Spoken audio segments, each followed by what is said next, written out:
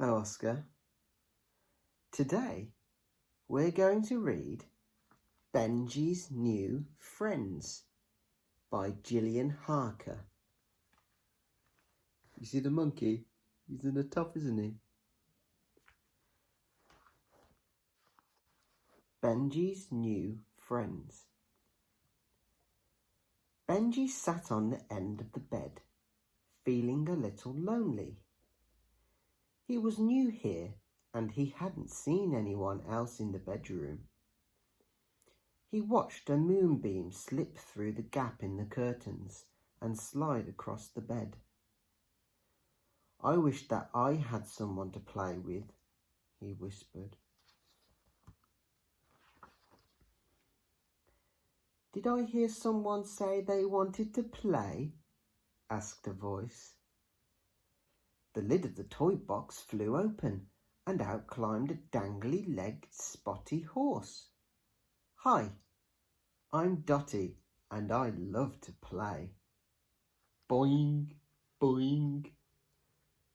Dotty jumped onto the bed and began to bounce up and down. "Where did you come from?" she asked.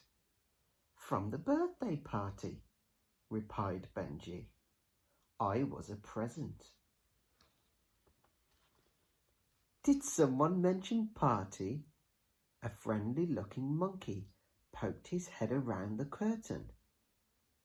"Why weren't Rosie and I invited?" A floppy-eared rabbit appeared beside him. "Max and I love parties," Rosie the rabbit told Benji. "And so does Humph." She stared at the toy box. A loud yawn came from inside. Then a bright blue hippo slowly lifted his head. "Party!" "A party," said Humph. "That means food, and I'm hungry. Is there anything left to eat?" "I think there are some cakes in the kitchen," replied Benji. "But do you think we should?" But Humph was already through the door. "Oh," said Benji, looking at the other toys. "Should we go after him?" Benji was bumping down the stairs after Humph when Dotty zoomed past. "This is fun," she neighed. "Wait for me," called Benji. Whee! In the kitchen, Humph was about to take a bite out of a leftover cupcake. The candle was already halfway into his mouth. Benji gobbled it just in time. "Excuse me," he explained, "but you aren't meant to eat that bit." "Thanks, Benji. You're smart. I wish I knew things like that," grumbled Humph. Before Benji could explain about the candle, he heard Dotty and Rosie yell loudly. They were staring at a large black shape outside the kitchen window. They grabbed Benji and held on tight.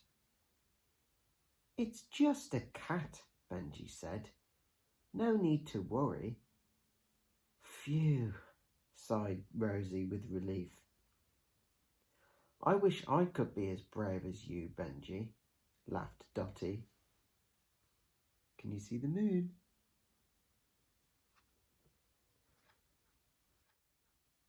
"That cat will stay outside, won't it?" whispered Max. They all looked to Benji for reassurance.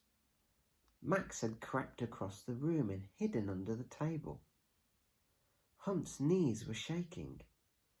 There was a squeaking noise and then a loud clatter. "Don't worry, that's just the cat coming into the kitchen," explained Benji. But Humph and Dotty, Max and Rosie had all raced out through the kitchen door and disappeared up the stairs as fast as their legs could carry them. Benji found them all back in the bedroom. It took some time to persuade them to come out. "Benji, will you always be here to look after us?" Dotty asked him. Benji gave a tiny little smile. It was nice to feel wanted. "Of course," he replied.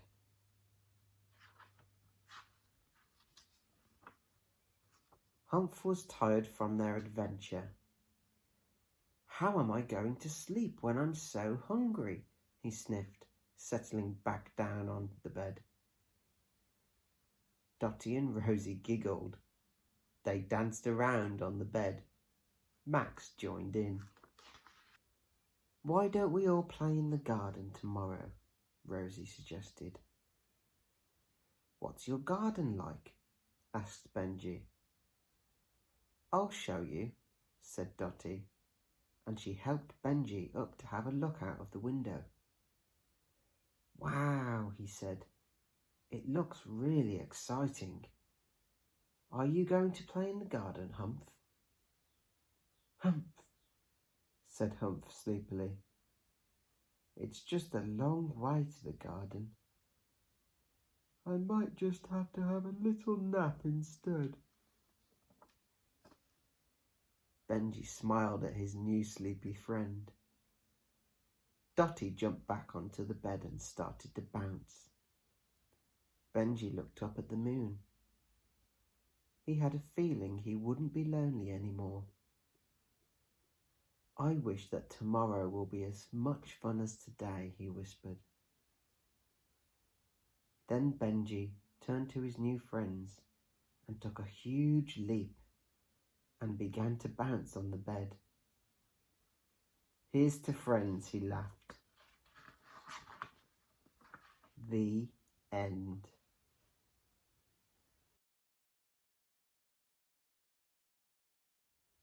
Good night, Oscar.